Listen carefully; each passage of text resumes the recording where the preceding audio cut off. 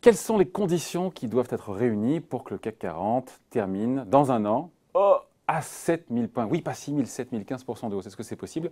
Quelles sont les conditions requises? On en parle avec Xavier Patrolin. Bonjour. Bonjour David. Ça fait longtemps qu'on ne s'est pas vu. Hein. Ah oui. Président d'Albatros Capital. Bon, on est juste en dessous des 6000 points sur le CAC 40. Et c'est vrai que peu y croyaient fin 2018. C'est vrai, il y a une grosse correction, on s'en souvient, il y a un an. Même si elle paraît loin, cette correction. Mais vous-même, avant de rentrer dans le dur du sujet, s'il y a un an, je vous avais dit, on était donc à, je sais pas, on était à combien? On était à 5000 et des brouettes? Un peu moins, un peu moins. On est même descendu? Oui, on était dans la zone 4007, 4008. Si je vous ai posé la question, que je vous avais dit, dans un an, CAC 40 à 6000 points, vous auriez ricané, vous m'auriez rayonné. Non, j'aurais pas ricané. Et on serait tous passés à côté de la hausse. J'exagère ou pas? Oui, alors un petit peu. Ce qu'on ignorait, c'était si on se recale un an plus tôt, on était dans un environnement monétaire de resserrement de 3 hausses de taux du côté de la Fédérale Réserve et d'une normalisation du côté de la BCE. Ouais. À l'automne. Le cadre de politique monétaire. On a fait strictement 180, c'est-à-dire on fait 3 baisses de taux avec du quantitative easing qui ne dit pas son nom pour l'instant sur le marché du repo aux États-Unis. Et en Europe, on fait une relance du quantitative easing avec là le feu d'artifice Mario Draghi qui met une baisse du taux de dépôt pour les banques, à nouveau un quantitative easing. Et qui ne met pas de date limite à cette politique, en disant tant que l'inflation n'est pas à 2%, allez, roulez jeunesse. Voilà. Non, mais ça peut dire qu'il y a un an, ce serait dit malgré tout, à un CAC, je ne sais pas, 4500, 5000, oh là là, 6000 points, personne n'y aurait cru. Donc, c'est pas fou de se poser la question, dans un an, pourquoi pas un CAC 40 à 7000 points? Tout à fait. Et souviens-toi, on a fait une émission au début de l'année où on parlait d'erreurs de politique monétaire, de risque. Voilà. Et donc, il y avait bien une erreur de politique monétaire qui a plombé les marchés mondiaux au cours du 4e trimestre 2018 et qui a une espèce de poussée d'Archimède qui, par effet contraire, a envoyé les marchés sur des niveaux de valorisation qui, aujourd'hui, sont probablement trop élevés. Alors, on s'est creusé la tête, on s'est parlé un petit peu hier, parce qu'on s'est dit, tiens, qu'est-ce qu'on fait pour cette dernière émission en direct de l'année? On s'est dit, tiens, un CAC 40 à 7000 points, est-ce que c'est débile, est-ce que c'est fantaisiste, déraisonnable, fou?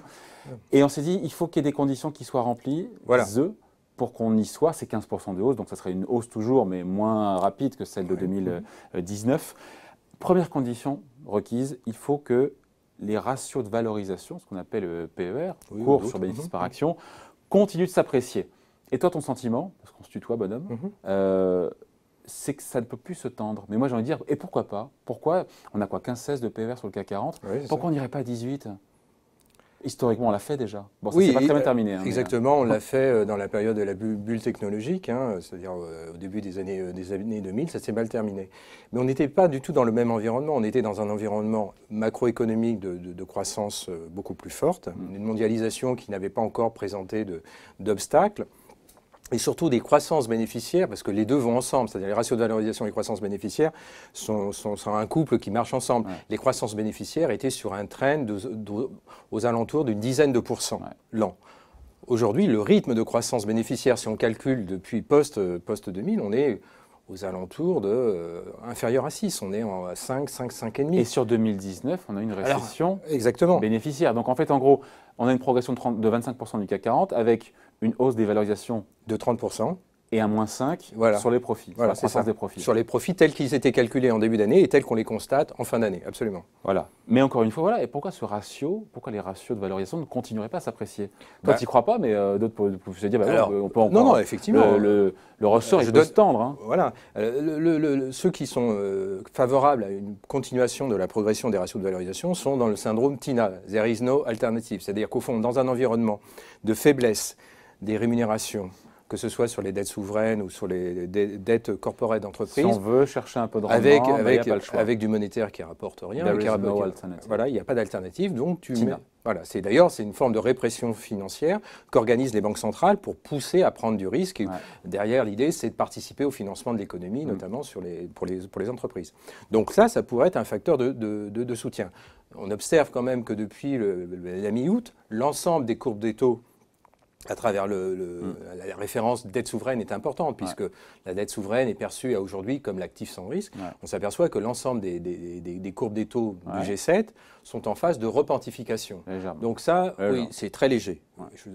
Mais c'est un élément qui est quand même assez adverse pour continuer à l'inflation des ratios de valorisation. Ça, c'est le premier point. Le deuxième point, c'est la conjoncture mondiale. La conjoncture mondiale est en décélération. On dit que le point bas était derrière. Oui, le point bas, peut-être le point bas, la stabilisation se fait... Sur l'aspect industriel. Ouais, sur l'aspect industriel. Si j'en crois les résultats de FedEx, ouais. qui a fait un warning sévère mercredi soir à Wall Street, tu prends le commentaire de FedEx. FedEx, c'est un acteur qui est indexé sur l'économie mondiale, qui transporte à travers le monde. Le IAU, c'est très simple. Nous sommes attaqués. Alors, il y a peut-être d'autres critères plus spécifiques. Nous sommes attaqués, déstabilisés par le ralentissement de l'économie mondiale. Donc, du point de vue de FedEx, l'économie mondiale continue à décélérer. Ouais, ça décélère moins vite. Exactement. Mais ça décélère. Voilà. Donc, ça, c'est... Oui, sauf que de décélération plus rapide, ça devient une décélération plus modeste, et puis ça se stabilise, et puis après ça repart. Oui, mais alors, on a quand même, là, on a mis beaucoup de choses dans les prix aujourd'hui, puisque comme tu le disais toi-même, si on fait le bilan pour le marché français, il progresse de 25% avec des PE, on pourrait prendre d'autres relations qui ont progressé de 30%, et une contribution bénéficiaire en retrait de 5%. Donc ça commence à devenir compliqué. Donc pour en revenir à ta question sur 7000. Ouais. Et donc, deuxième condition, après les valos, les profits. Il faudrait que les profits prennent au moins 10-12% sur 2020, sur le CAC 40. Voilà, c'est ça. Les profits aujourd'hui anticipés pour 2020 sont en progression, les bénéfices sont en progression anticipée aux alentours de 9%. 9%, ça ne nous fait pas 16% de progression, puisque pour arriver à 7000, il faut 16% de progression. Si les valos ne bougent pas. Voilà, si les valos ne bougent pas. Ah oui, donc tu me diras, bah oui, mais si en milieu d'année, on constate qu'en 2021, ça continue, les bénéfices continuent à progresser sur ce même rythme, on a un effet d'entraînement, ce que l'on ne voit pas aujourd'hui. Pourquoi on ne le voit pas? Tout simplement parce que dans l'esprit de beaucoup d'investisseurs, le cycle économique, on le date post-Lehman Brothers, donc le cycle économique a globalement 11 à 12 années. On arrive à son terme. Donc ça ne veut pas dire qu'il y a une récession. Que ça réaccélère. Voilà. Et donc il n'y a pas de raison que les bénéfices, les earnings, soient entraînés à la veille d'un retournement cyclique. Je ne sais pas si la récession américaine se déroulera en 2020, probablement pas. Il y a un calendrier électoral qui peut-être l'empêche, l'élection de la Fédérale Réserve. Mais 2021 va être une année quand même extrêmement compliquée à gérer, puisqu'on peut anticiper que le ralentissement va se matérialiser à partir de fin 2000. Sauf si les Américains ouvrent les vannes avec un nouveau plan budgétaire de soutien, de baisse d'impôts pour les classes moyennes. On n'est pas à l'abri. C'est le privilège exorbitant du dollar qui fait qu'on peut très bien aller beaucoup plus loin en termes de déficit budgétaire. Il se passera des choses sur le dollar. Et ce qu'a fait la Risk Bank, on fait une discussion un peu, la Risk Bank, la banque suédoise, la banque centrale suédoise. C'est quoi le rapport avec la choucroute là? Parce ce qu'il y a dans la hausse des ratios de valorisation, c'est la Risk Bank, c'est la banque suédoise, banque centrale suédoise. Banque centrale suédoise. La banque centrale suédoise a remis... On parle des États-Unis, l'Europe, le mec, il me parle de la banque centrale suédoise. Parce que le contexte de politique monétaire mondiale a été très favorable au marché equity sur l'année 2019. En disant, au fond, toutes les banques centrales sont en phase de réassurance. Elles font un virage à 180 degrés et elles réassurent. Et on restera dans un environnement de taux courts négatifs à travers le monde. Donc ça, on consacre. Sauf que la Risk Bank a placé son taux de dépôt bancaire, elle l'a recalé à 0. C'est la première banque centrale dans le monde occidental, oui, quand même, qui, justement pour des raisons de risque d'instabilité financière et par rapport à sa population, décide... ça ne préfigure de rien. Ça ne préfigure de rien, mais ça ouvre une boîte de Pandore parce que tu noteras qu'il y a eu un changement à la tête de la Banque Centrale Européenne et qu'on est en phase de revue stratégique. La revue stratégique, ça veut dire qu'on va faire quand même une revue des outils, des bons côtés et des mauvais côtés de la politique qui a été mise en œuvre sur ces 8 dernières années. Et peut-être que les taux courts négatifs vont être un sujet de discussion importante. Bon, autant sur les deux premières conditions, à savoir les niveaux de valorisation qui sont tendus, mais qui à mon sens peuvent encore se tendre un petit peu, même si toi tu n'y crois pas. Les profits, qui est là pour le coup, je trouve qu'on peut entendre ça, les profits attendus pour qu'on ait à 7000 points, il faut des profits qui montent de 10-15%. L'an prochain, on n'y est pas. Voilà. A priori, on n'y sera pas, vu que la conjoncture économique mondiale est encore en phase de ralentissement. Après, il y a un dernier élément, troisième condition. Là, je te suis moins là-dessus, sur le fait qu'il ne faut pas qu'il y ait d'accident de crédit l'année prochaine. Et toi, tu restes convaincu qu'il y en aura. Parce qu'il y a eu WeWork. C'est vrai que WeWork n'a pas empêché les marchés actions de progresser et les indices boursiers de monter. Donc, pourquoi jouer à se faire peur et en imaginant qu'il y aura des accidents de crédit qui seront suffisamment substantiels pour faire peur au marché actions? Parce qu'on est sur la notion de cycle. On cherche désespérément le cycle, puisqu'on est dans un environnement où le cycle ne vient pas de l'inflation. L'inflation est quasi stable ou absente à travers, en tout cas dans les économies occidentales. Il faut aller dans les économies émergentes pour retrouver des débuts d'inflation. Donc le cycle va venir d'autre chose.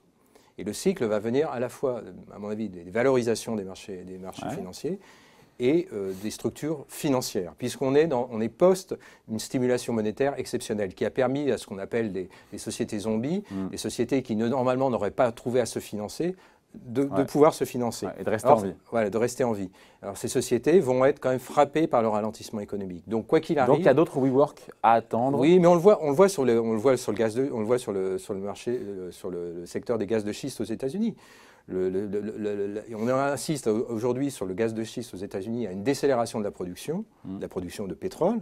Pour une raison très simple, c'est que les sociétés d'exploration-production qui se sont développées post-ouverture des brevets par les précédentes administrations américaines, aujourd'hui ont des difficultés à se financer. Donc si elles ont des difficultés à se financer, eh bien tu as toute une série de risques de crédit qui sont en train de monter. Oui, mais qui sont sectoriels. Oui. Et puis après, juste bémol par rapport on sort du sujet, à la production de pétrole, de gaz de schiste, enfin de pétrole de schiste aux États-Unis. L'AIE dit que dans 10 ans, ou je ne sais pas combien, 10 ou 15 ans, les Américains produiront quasiment le double de ce qu'ils produisent aujourd'hui.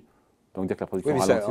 Nous, on ne parle pas dans 10 ans, on parle de 2020, 2021. Ouais. Est-ce qu'il y a, mais c'est sectoriel, ces défauts sur le pétrole de schiste américain. Oui, mais je suis bien d'accord, mais après ça diffuse. Non, de là à imaginer qu'il y a un gros iceberg sur lequel on va en matière de crédit avec un gros accident. Voilà, je me dis qu'on joue moi, écoute, c'est simple. Hein. Je me souviens de Lehman Brothers. On m'avait expliqué exactement la même chose au moment de l'affaire des subprimes en 2007. On m'avait dit, t'inquiète pas, c'est contenu, ça diffuse pas. 2007, la problématique de l'immobilier résidentiel américain apparaît à partir de.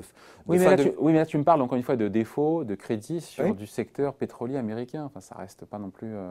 Mais je parle. Oui, mais il n'y a pas que ça. Hein. Il y a d'autres acteurs, des secteurs industriels. Ouais. Tu prends la sidérurgie aux États-Unis, la sidérurgie aux États-Unis est en difficulté. Le secteur industriel américain, on ne peut pas regarder les PMI industriels en se disant bon, c'est pas grave, ça se stabilise. Les PMI industriels sont en phase récessive, donc ça veut bien dire que le bilan des acteurs se dégrade, et donc tu as forcément des risques de défauts qui sont en train d'apparaître. Après, est-ce que ça diffuse pas? Ça, c'est la question que tu peux me poser. Tu peux me dire, bah non, la Fédérale Réserve apparaît au plus pressé. D'ailleurs, il sera très intéressant de comprendre pourquoi sur le marché du repo, tout le monde fait, on est sauvé, la Fédérale Réserve intervient. C'est le marché monétaire américain. Oui, mais il y a un gros problème. Là, tu veux trouver du financement court terme pour passer du 31 décembre au 1er janvier, le taux que tu payes, c'est 4%. D'accord? 4%. C'est pour ça qu'il faut passer par la Fed, qui se met au milieu. Donc ça veut dire qu'il y a un petit problème quelque part. Ça veut dire qu'il y a un loup. Il y a un loup qui traîne. On dit ça depuis 3 mois. Il y a un loup et pour l'instant. Oui, ben d'accord. On prend date. Hein, donc je suis enregistré, on prend date et tu me donneras rendez-vous dans quelques temps. Moi, je pense qu'il y a un loup. Il y a des loups qui traînent. Donc ça veut dire qu'il y a des risques de contrepartie. S'il y a des risques de contrepartie, ça veut dire qu'il y a du risque de bilan. S'il y a du risque de bilan, ça touche là. Pourquoi les marchés ne bougent pas? Parce qu'on est dans la phase d'anesthésie globale. On est Santa Fe, Joyeux Noël, Happy Donc, c'est ça qui. Et je pense qu'on a un rendez-vous au début de l'année prochaine. Notamment, il faudra bien regarder le contenu des minutes de la Fédérale Réserve qui sera publié le 3 janvier. Ça va nous donner les discussions de la Fédérale Réserve justement sur les interventions repo. Suppose qu'au cours de ces délibérations, les gouverneurs aient décidé qu'on passait le 31, la fin d'année. En alimentant encore une fois. En alimentant, mais qu'on estompe l'alimentation du marché repo à partir de mi-janvier. Là, on verrait vraiment. Là, on va commencer on va voir la poussière qui est sous le tapis. Donc là, il y a un premier risque qui, je ne dis pas que ça va se réaliser, je dis juste regarder ce que va dire le communiqué. Le 3 janvier, juste après avoir bien décuvé du 31, voilà, se plonger dans les minutes de la Fed. On pourra peut-être avoir une surprise sur le marché repo. Après, je suis désolé, il faut bien suivre ce qui se passe au niveau industriel. Pour l'instant, il y avait une dissociation entre ce qui se passait au niveau des indicateurs de l'industrie et des services. Pour l'instant, il y a non-diffusion. Moi, je pense qu'il y a un risque de diffusion. Et ça, il faut bien regarder les variables de l'emploi. Les variables de l'emploi sont le cœur, parce que si on commence à avoir des contractions d'emploi aux États-Unis comme en Europe... pas du tout. Non, bien sûr. Il est noir que le chat noir, celui-là. Je dis juste, regardez. pour être sûr que les services ne vont pas fléchir. Bon, donc pour revenir au sujet, même si encore une fois on est dedans. Donc ça, c'est sur la prime de risque, hein, c'est pour ça que je parle de ça. 7000 points sur le CAC 40 fin 2020, c'est pas impossible. Pour toi, c'est déraisonnable, ça peut se produire. D'ailleurs, ne dis pas le contraire parce que... C'est une probabilité très faible. Voilà, ça supposerait qu'on soit dans un blue sky. La gravité financière On serait vraiment dans un scénario, ce qu'on appelle les anglo-saxons blue sky scénario, c'est-à-dire que vraiment, il n'y a plus de risque, que les banques centrales continuent à intervenir, la conjoncture a vraiment connu son point bas au cours de l'été. On est en phase de réaccélération, ce qui est quand même ce qui serait très surprenant, puisque globalement, tous les organismes internationaux révisent à la baisse sur 2020 la conjoncture mondiale. Et donc, ça supposerait qu'on a une progression tendancielle des bénéfices. Voilà. Et c'est pour ça que l'ami Xavier n'y croit pas. Non. Mais voilà, en tout cas, voilà quelles étaient les conditions requises pour que le CAC 40 soit à 7000 points dans un an. Merci beaucoup Xavier Patrolin, président d'Albatros Capital, et joyeuses fêtes. Joyeuses fêtes à toi.